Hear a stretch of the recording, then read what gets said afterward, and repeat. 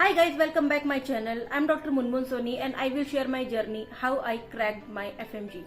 So I will share my strategies, study tips, timetable कि कैसे पढ़ा, कैसे मेरी स्टडी स्ट्रेटजीज मैंने कैसे अपना टाइम मैनेजमेंट किया, मैंने कौन से प्लेटफॉर्म फॉलो किया। ठीक है, मैं शुरू करती हूँ कि मैंने कौन से कॉलेज से मैंने पढ़ाई किया। तो मैंने पढ़ाई किया फिलीपींस से AMA स्कूल ऑफ मेडिसिन। 156 मेरे मार्क्स आए 12 जनवरी 2025 में। ठीक है, अब मैं ये बताना चाहती हूँ कि मैंने प्रेपरेटर ही फॉलो किया शुरू से ही। 4th ईयर इंटर्नशिप से मैंने शुरू किया। मैंने शुरू से नहीं पढ़ाई किया इसमें क्योंकि मैंने सब कॉलेज ओरिएंटेड ही पढ़ाई किया। ठीक है, 4th ईयर से मैंने शुरू थोड़ा थोड़ा करके पढ़ाई करना शुरू किया और फिर मैंने बाद में जब मैं इंडिया वापस आई तो मैंने प्रॉपर ऑनलाइन प्लेटफॉर्म फॉलो किया। ठीक है, रैपिड रिवीजन आप बोलोगे कि क्या इनफ है? यस, इनफ है। मैंने कॉलेज में थोड़ा पढ़ा है, main video 2-3 subject, paedia, OBGYN, pharma, medicine का 80 to 90% प्रेपरेटर से ही। ठीक है, पहले गोगा सर थे फार्मा में, अभी अंकित सर पढ़ा रहे हैं। तो अब मैं क्या किससे RR पढ़ा है मैं आपको बताऊंगी अभी। क्या पता आप वीडियो बैक देखिएगा, आपको समझ में आ रहा है या नहीं आ रहा है, कोई जबरदस्ती नहीं है, आप दूसरे फैकल्टी से पढ़ सकते हैं। तो मैं बताना चाहूंगी कि एनाटॉमी मैंने राजेश कौशल से भी थोड़ा सा पढ़ा है, मैंने श्रीकांत सर से पढ़ा है और शिल्पी मैम से पढ़ा है। फिजियोलॉजी मैंने सोमेन सर से पढ़ा है जो प्रेपरेटर में पढ़ाते हैं, और बायोकेमिस्ट्री मैंने शर्मुगा मैम से पढ़ा है, प्रेपरेटर में पढ़ाती हैं बायोकेमिस्ट्री। और फिर उसके बाद फार्मा मैंने गोगा सर से पढ़ा। फिर बाद में फैकल्टी जब चेंज हुई तो बीच में एक दूसरे सर आए थे, मैंने उनसे नहीं पढ़ा। मैंने फिर बाद में अंकित सर से पढ़ा, वो भी बहुत अच्छा पढ़ाते हैं, आप पढ़ के देखिए। फिर उसके बाद पैथोमाइक्रो मैंने प्रीति मैम से ही पढ़ा शुरू से ही, क्योंकि मुझे पैथोमाइक्रो बिल्कुल पसंद नहीं था। जब से मैंने पढ़ना शुरू किया मुझे मेरा पैथोमाइक्रो ऐसा लगता है कि सबसे ज्यादा स्ट्रॉन्गेस्ट है। और मैं रिकमेंड भी यही करना चाहूंगी कि आप पैथोमाइक्रो प्रीति मैम से ही पढ़ें, बहुत अच्छा पढ़ाती हैं, कंसाइज वे में, एग्जाम ओरिएंटेड।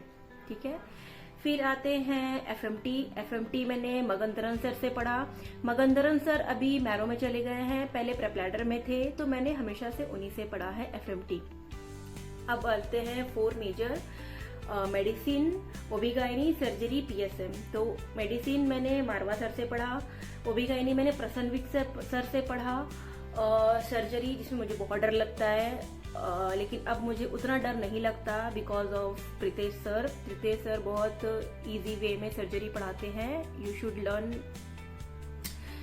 क्योंकि वो बहुत इजी वे में, बहुत कंसाइज वे में सर्जरी पढ़ाते हैं। और फिर PSM मैंने पहले विवेक सर से पढ़ा, फिर उसके बाद नेहा मैम पढ़ाई, तो मैंने दोनों से पढ़ा। नेहा मैम भी अच्छा पढ़ाती हैं, विवेक सर भी अच्छा पढ़ाते हैं, आप देख लीजिए आपको कौन से फैकल्टी से पढ़ना अच्छा लगता है। फिर उसके बाद कहते हैं पीडिया अभी जनवरी के पेपर में जब मैंने पीडिया पेपर सॉल्व किया तो पीडिया के क्वेश्चंस बहुत ज्यादा थे। ठीक है, PSM में मैं बोल सकती हूँ कि ओबीगाइनी और पीडिया ओरिएंटेड आता है, तो आप ये तीनों को बहुत अच्छे से इंटीग्रेट करके पढ़ सकते हो। और पीडिया से क्वेश्चंस आजकल बहुत ज्यादा आने लगे हैं, तो प्लीज पीडिया को 15 to 17 क्वेश्चंस आते हैं, इसका मतलब ये नहीं कि आप छोड़ दो, क्योंकि अब पीडिया के क्वेश्चंस बहुत ज्यादा आते हैं इंटीग्रेटेड होके। ठीक है, अब पीडिया मैंने मीनाक्षी मैम से भी पढ़ा है और संदीप सर से भी पढ़ा है। तो मीनाक्षी मैम प्रेपरेटर में पढ़ाती है, संदीप सर टॉप ट्यूटोरियल में पढ़ाते हैं। तो मैंने थोड़ा थोड़ा उनसे, मतलब पहले तो मैंने मीनाक्षी मैम से ही पढ़ा है, फिर बाद में मैंने संदीप सर का भी थोड़ा पढ़ा है। ठीक है, अब आते हैं ऑप्था मैंने 2-4 फैकल्टी से पढ़ा, समझा, क्योंकि जितने भी मैं क्वेश्चन सॉल्व करती थी मुझसे हो नहीं रहा था। तो फिर मैंने रुचि मैम से भी पढ़ा है, लेकिन मैंने उत्सव बंसल सर से भी पढ़ा है जो मैरो में पढ़ाते हैं। तो मैंने ज्यादातर मैरो को ही फॉलो किया है ऑप्था। आप वीडियो देख लीजिएगा कि आपको किसका पसंद आ रहा है या समझ में आ रहा है। ठीक है, कोई लोड नहीं है। ENT मैंने वैष्णवी मैम से पढ़ा है जो प्रेपरेटर में पढ़ाती है।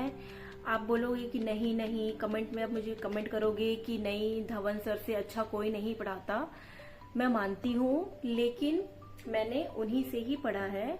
धवन सर भी अच्छा पढ़ाते हैं, मैम भी अच्छा पढ़ाती हैं। आपको जो पसंद हो आप वो देख सकते हो, ठीक है। उसके बाद आते हैं रेडियो। रेडियो इंटीग्रेटेड आता है सर्जरी से, एनाटॉमी से। तो आपका सर्जरी अगर आपको क्वेश्चन सॉल्व करना है या फिर रेडियो सॉल्व करना है तो आपको एनाटॉमी भी अच्छा होना चाहिए। मैंने जैनब मैम से ये पढ़ा है और निकिता मानवानी मैम से भी पढ़ा है, तो आप देख लीजिएगा कि आपको किससे पढ़ना है, ठीक है। फिर साइकाइट्री पहले प्रवीण सर पढ़ा रहे थे प्रेपरेटर में, अब अंकित सर पढ़ाते हैं। तो आप देख लीजिएगा कि आपको किससे पसंद आ रहा है पढ़ना। अंकित सर भी बहुत अच्छा पढ़ाते हैं, प्रवीण सर भी बहुत अच्छा पढ़ाते हैं, ठीक है।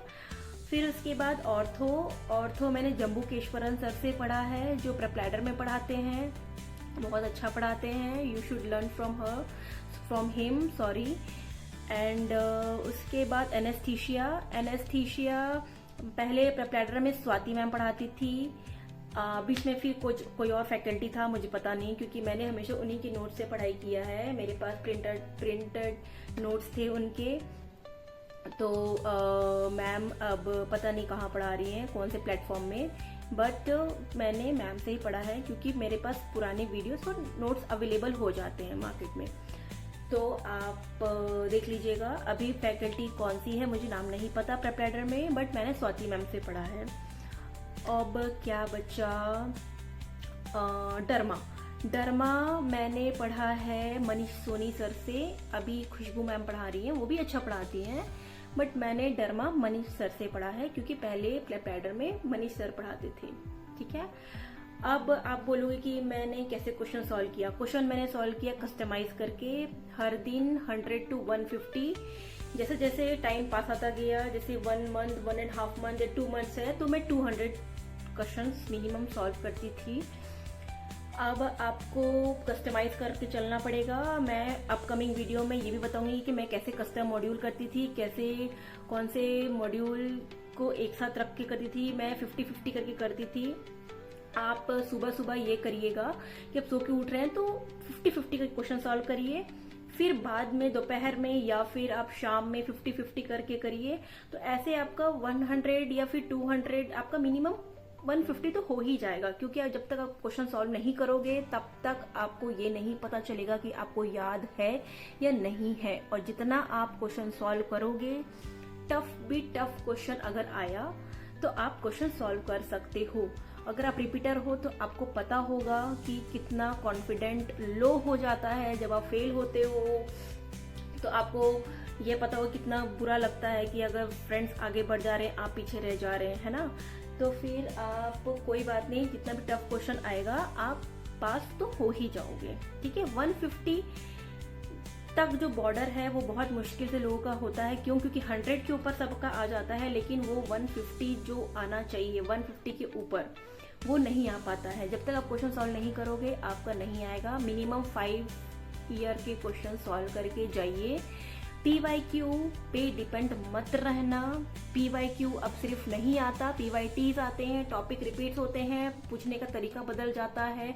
कोई आजकल क्लिनिकल सिनेरियोस देते हैं और 1 लाइनर भी आते हैं, मिक्सअप आ रहा है, इमेजेस आ रहे हैं, तो अच्छे से सब कुछ पढ़ना है।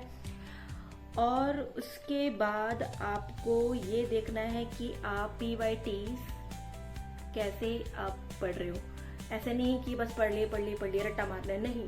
आप लिख के याद करो, क्योंकि मैं लिख के याद करती हूँ। अगर आपको नहीं याद हो रहा है तो 2, 4, 5, 6 बार PYTs करिए। PYQ पे डिपेंड मत रहिए। PYQ 2 टाइम्स मैं करके गई थी, 2 टाइम्स मैं सॉल्व किया, कस्टमाइज किया, PYTs अच्छे से पढ़ के गई। और रिसेंट जो पेपर आएगा, जैसे अभी जुलाई के पेपर में आपको अगर INI-CT के पेपर हो गए हैं और नीट PG का भी हो गया है, तो आपको रिकॉल देख के जाना है। प्रेपरेटर, मैरो, जो भी प्लेटफॉर्म है, मिस्ट वगैरह जो भी, आप उसके वीडियोस देख के जाओ कि क्या क्या क्वेश्चंस आया। वो क्वेश्चंस नहीं रट्टा मारना है, आपको टॉपिक्स पढ़ के जाना है। इस बार भी वही हुआ। नवंबर में जो टॉपिक्स आए थे INI-CT में, वही सेम टॉपिक्स ऑलमोस्ट 80% जनवरी के एग्जाम में आया। तो आप अगर 180, 190, 200 भी नहीं आपका क्रॉस हो पा रहा है, लेकिन 150 का बॉर्डर आपको क्रैक करना है, कंसिस्टेंसी से पढ़ाई करना है हर दिन।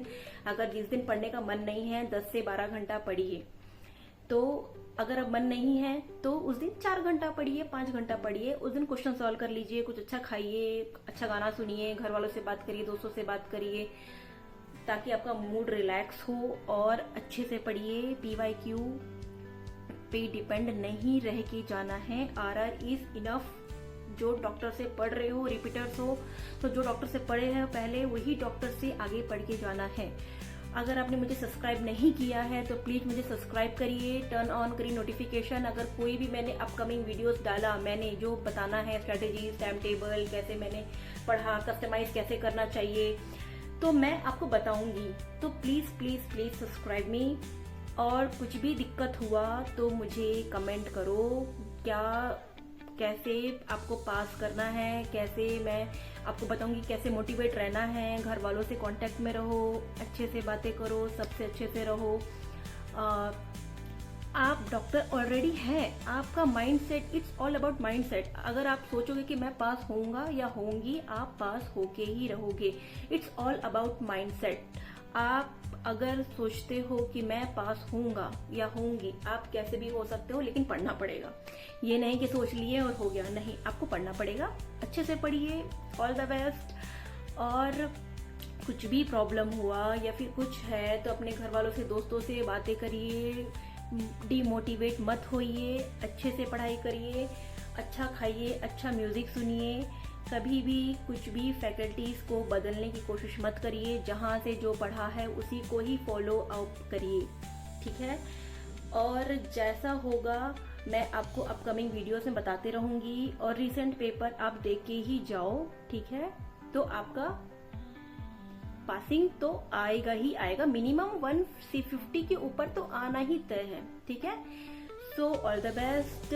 मैं मिलती हूँ आपको अगले नेक्स्ट वीडियो में। Thank you so much.